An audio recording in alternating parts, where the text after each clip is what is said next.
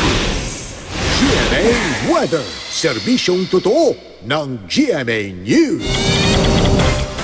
Mga kapuso, tatlong weather system ang magpapaulan sa iba't ibang panig ng bansa bukas at sa darating na weekend. Kahit isa na lang low pressure area ang Bagyong Nona, magpapaulan pa rin dito dyan sa may Southern Luzon bukas. Kasama na po ang ilang bahagi ng Central Luzon. At itong low pressure area na ito, mga kapuso, itinuturing pa rin isang tropical depression ng JTWC at ng Japan Meteorological Agency. Minsan ang malakas sa pag-ulan dyan sa may northern at eastern Luzon ang ibubuhos naman ng convergence o yung pagsasalubong, pagsasanib ng malakas na hanging amihan at ng hanging easterly o yung nanggagaling sa silangan maghapon po bukas. Kaya sa mga binahan itong mga nakalipas na araw, manatiling alerto. Napanatili naman ang tropical depression Onyok ang lakas nito habang papalapit sa Mindanao at nagbabanta dyan sa rehiyon ng Caraga. Kaya nadagdagan ng mga lugar na nasa ilalim ng Public Storm Warning Signal number 1 ng Pag-asa.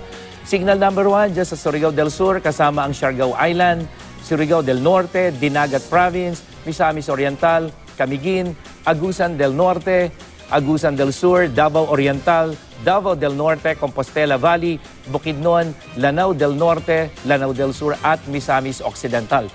Maging I am ready sa malakas na ulan na may pagbugso ng hangin na posibleng magdulot ng flash flood at landslide lalo na sa mga mabababang lugar at dyan sa mga bulubunduking lugar. Maaaring umabot ng hanggang 4 na metro ang taas ng alon sa mga nabanggit na lugar na katumbas po ng 4 na metro ang taas. Bukod dito, delikado rin pumalaot ang mga may maliliit na sasakyang pandagat dyan naman sa may northern, eastern at western seaboards ng Luzon.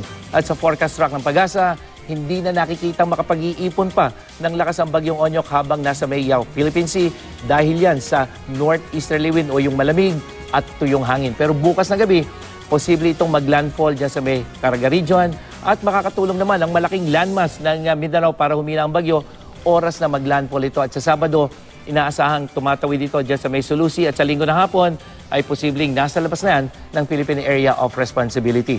Huling namata ng Pag-asa ang bagyo sa layong 515 kilometers sa may silangan ng Hinatuan, Surigao del Sur. May lakas ng hangin itong nasa 55 kilometers per hour malapit sa gitna at kikilos pa kanluran sa bilis na 15 kilometers per hour. Sa rainfall map ng Metra Weather, magpapaulan ang Bagyong Onyok dyan sa may Eastern Visayas. Bukas yan ng umaga na kumisan malalakas sa pag-ulan. Yung nakikita niyong kulay pula na yan. Sa hapon, may ulan na rin dyan sa central at western section.